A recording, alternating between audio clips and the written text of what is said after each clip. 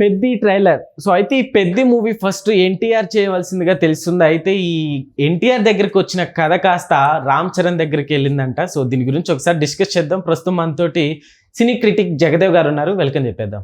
Hi sir. Hello అండి. ఏంటి sir, NTR దగ్గరికి వచ్చిన కథ రామ్ చరణ్ గారి దగ్గరికి వెళ్ళిందంట పెద్ది. మేబీ అంటే ఇది ఇప్పుడు నేను రీసెంట్గా విన్నాను ఈ వార్త.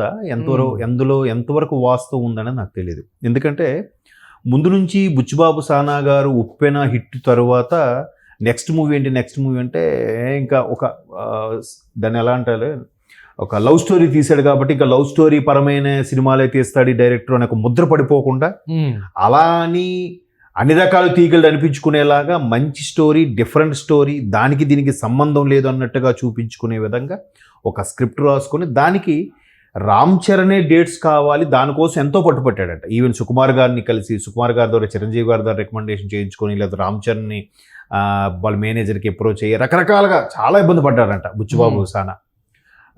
అయితే ఇది ఫస్ట్ బుచ్చిబాబు సానా ఎన్టీఆర్కి చెప్పారు అనేది రీసెంట్గా వినిపిస్తుంది. ఎందుకంటే నాన్నకు ప్రేమతో షూటింగ్ విషయంలో అప్పుడు ఈయన అసిస్టెంట్గా అసోసియేట్ డైరెక్టర్గా ఉండేటప్పుడు బుచ్చిబాబు ఒక వీడియో కూడా మీరు దాన్ని సోషల్ మీడియాలో షార్ట్స్లో చూస్తే బుచ్చిబాబు సానాని భుజానికి ఎత్తేసి స్విమ్మింగ్ పూల్లో పడేస్తారు ఎన్టీఆర్ గారు.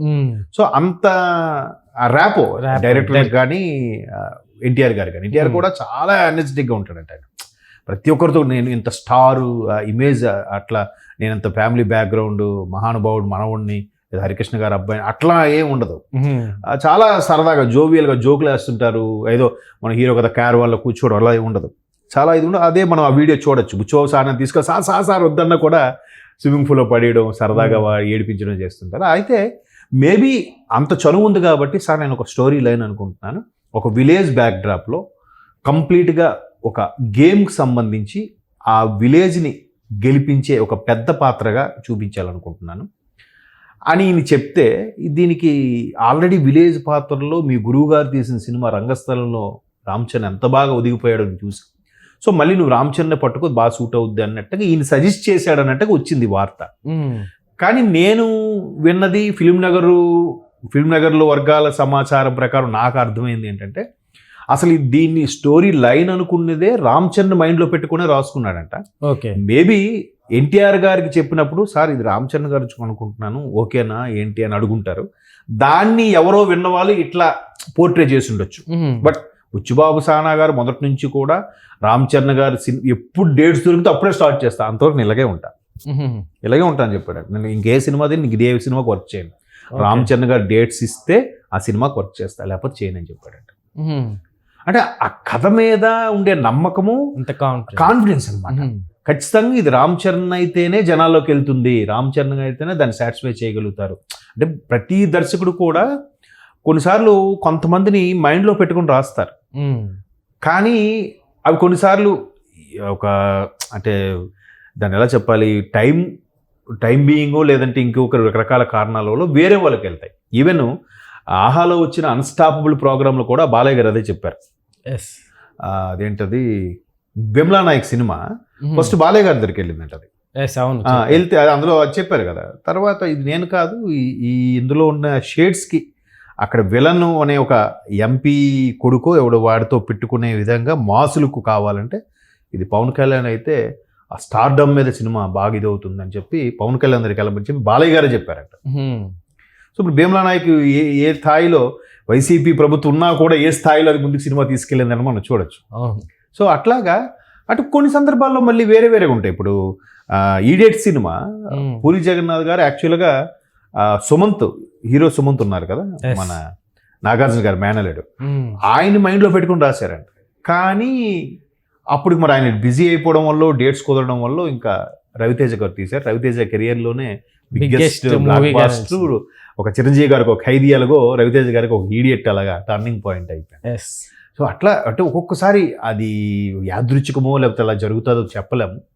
సో అట్లాగే ఈయన ఎన్టీఆర్ గారికి కథ వినిపిస్తే ఎన్టీఆర్ గారు నేను చేయను, ఇది చెర్రీకి అయితే బాగుంటుందని సజెస్ట్ చేశారంట. మేబీ చెర్రీ ఎన్టీఆర్ ఎంత బెస్ట్ ఫ్రెండ్సో మనం RRR నుంచి కూడా చూసాం. అంతకుముందు కూడా ఆయన చాలా సందర్భాల్లో చెప్పారు, చెర్రీ బర్త్డే రోజే ఎన్టీఆర్ గారి మిస్సెస్ బర్త్డేనో ఏదో సంథింగ్, రెండు ఒకే రోజు పక్కపక్క రోజులో సంథింగ్ అట్లా ఉంది. అందుకు పాపం తనతో ఎప్పుడు ఎన్టీఆర్ గారు స్పెండ్ చేయాలనుకున్నా కూడా రామ్ చరణ్ వెళ్ళి కార్ వేసుకుని వెళ్ళిపోయి ఎన్టీఆర్ తీసుకుని వెళ్ళిపోతారంట. అంటే అంత క్లోజ్గా ఉండే ఫ్రెండ్స్ వాళ్ళు బయటి ప్రపంచంలో.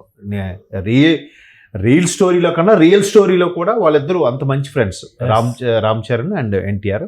అండ్ మోర్ మహేష్ బాబు గారు కూడా. మహేష్ బాబు ఈవెన్ భరత్ అనే నేను సినిమాకు, మహర్షి అనే సినిమాకు మంచి హిట్ అయిన తర్వాత మహేష్ బాబు గారు తనకు బాగా ఇష్టమైన క్లోజ్ ఫ్రెండ్స్ ఇద్దరు పిలిచి, ఫ్యామిలీస్తో పిలిచి పార్టీ ఇచ్చారు. ఆ ఇద్దరు క్లోజ్ ఫ్రెండ్స్, ఒకరు ఎన్టీఆర్, ఒక రామ్ చరణ్. ఆ వీడియోస్ కూడా అప్పుడు హల్చల్ చేశారు. అంటే ఇండస్ట్రీలో చాలా మంది కలిసి పనిచేయచ్చు, క్లోజ్గా ఉండొచ్చు, ఆడియో ఫంక్షన్స్ వాటి కలవచ్చు, కానీ దగ్గరగా రెగ్యులర్గా కలుస్తూ మూవ్ అయ్యే వాళ్ళు చెర్రీ అండ్ యంగ్ టైగర్ బాగా క్లోజ్ అంట మొదటి నుంచి కూడా.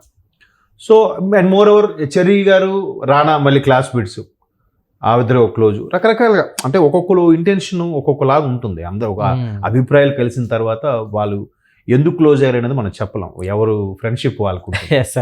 సో అట్లాగా బుచ్చిబాబు సానా మేబీ ఎన్టీఆర్ గారికి కథ వినిపిస్తే ఎన్టీఆర్ గారు సజెస్ట్ చేశారా, లేదా ఎన్టీఆర్ గారు సార్ మీరు చేస్తే బాగుంటుంది అని చెప్పినప్పుడు లేదు ఇది రామ్ చరణ్కే బాగుంటుందని చెప్పి సజెస్ట్ చేశారు తెలియదు. కానీ మొత్తం మీద విజయనగరం జిల్లాలో రాంభద్రపురం అనే ఒక ఊరు ఉంటుంది. ఆ విలేజ్ కాదు, కొంచెం బెటర్గా ఉండే టౌనే. అక్కడ ఏంటంటే అన్ని రకాల పళ్ళు, కూరగాయలు ఆ చుట్టుపక్కల ప్రాంతాల్లో పండుతూ ఉంటాయి. సో అక్కడ ఆ రాంభద్రపురం అనే విలేజ్ బ్యాక్ డ్రాప్లో కథని దర్శకుడు చాలా అందంగా రాసుకున్నాడు. దానికోసం ఆల్రెడీ ఆ జిల్లాకు వెళ్ళి అక్కడ ఆ ఊరు అన్ని చూసి ఆ ఊర్లో ఎలా ఉంటాయి పరిస్థితులు అనే దాంట్లో ఒక విధంగా సెట్ కూడా రెడీ చేశారట. సో అట్లా అనుకుని అంటే ఆల్మోస్ట్ ఆల్ ఒక విలేజ్ బ్యాక్ డ్రాప్లో నేను అనుకోవడం క్రికెట్కి సంబంధించిన ట్రైలర్లో చూసాం కాబట్టి ఒక లగాన్ టైప్లో ఏవైనా ఉంటుందా. లగాన్ సినిమా అమీర్ ఖాన్ గారిది, అప్పట్లో ఆస్కార్ నామినేట్ కూడా అయింది. శిస్తు కట్టడప్పుడు క్రికెట్కి సంబంధించి ఇది గెలిస్తే మీ ఊరి నుంచి ఇంకా శిస్తు కట్టక్కర్లేదు, పన్ను కట్టక్కర్లేదు, బ్రిటిష్ వాళ్ళు ఒక కండిషన్ పెడతారు. సో అట్లా కాకపోయినా మొత్తానికి గేమ్తో ఏదో మెలికైతే పెడుతున్నారు. సేమ్ అయితే మాత్రం జనాలు యాక్సెప్ట్ చేయరుగా, ఇది ఎప్పుడో తీసారా అని. అలా అనుకోవడానికి కూడా లేదు. ఒక్కొక్కసారి సేమ్ అయినా కూడా టేకింగ్ బట్టి కూడా జనాలు యాక్సెప్ట్ చేస్తారు. ఎందుకంటే నాకు బాగా గుర్తున్న సినిమా ఏంటంటే ప్రేమించుకుందారా. నేను చిన్నప్పుడు హై స్కూల్ ఇప్పుడు చదువుకుంటున్న స్టేజ్లో ఆ సినిమా రిలీజ్ అయింది. అసలు రెగ్యులర్ రొటీన్ స్టోరీయే, కానీ దర్శకుడు తీసే విధానం వల్ల జనాలకి బాగా ఎక్కేసింది. ఎందుకంటే ఎప్పటికీ లవ్ స్టోరీలు చాలా వస్తున్నాయి. ఉప్పెన కూడా ఒక డిఫరెంట్ లవ్ స్టోరీ బుచ్చిబాబు సానా చేయడంలో. సో ఇక్కడ కూడా అక్కడ ఆ విలేజ్ డ్రాప్లో ఎలా చూపించబోతాడు అనేదే concept. And more over Janhvi Kapoor హీరోయిన్గా కూడా సెలెక్ట్ చేశారు. ఏఆర్ రెహమాన్, మంచి మంచి టెక్నీషియన్స్ అందరూ సీనియర్ ఏదైతే ఆల్మోస్ట్ ఆల్ సుకుమార్ గారికి పనిచేసిన టెక్నీషియన్స్ ఉంటారో వాళ్ళే ఇక్కడ కెమెరా మ్యాన్ నుంచి అన్ని టెక్నీషియన్స్ కూడా. కాబట్టి ఈసారి దేవి గారు ఫాలో అయ్యేవారు సుకుమార్ గారు, దేవిశ్రీ ప్రసాద్ గారి మ్యూజిక్ కాంబినేషన్. బట్ ఈయన మాత్రం నాకు ఇది ఏఆర్ రెహమాన్ గారు కావాలని అడిగారట. చూద్దాం మరి ఏ స్థాయిలో ఉంటుందనేది. మొత్తం మీద ఏవి ఎన్టీఆర్ చేసినా ఎదురు చేసిన మాస్ లుక్ ఇద్దరికీ ఉంది కాబట్టి ఈయనకైనా సజెస్ట్ చేశారని వార్త అయితే ఎంతవరకు వాస్తవం అని నాకు తెలియదు. Okay sir, thank you.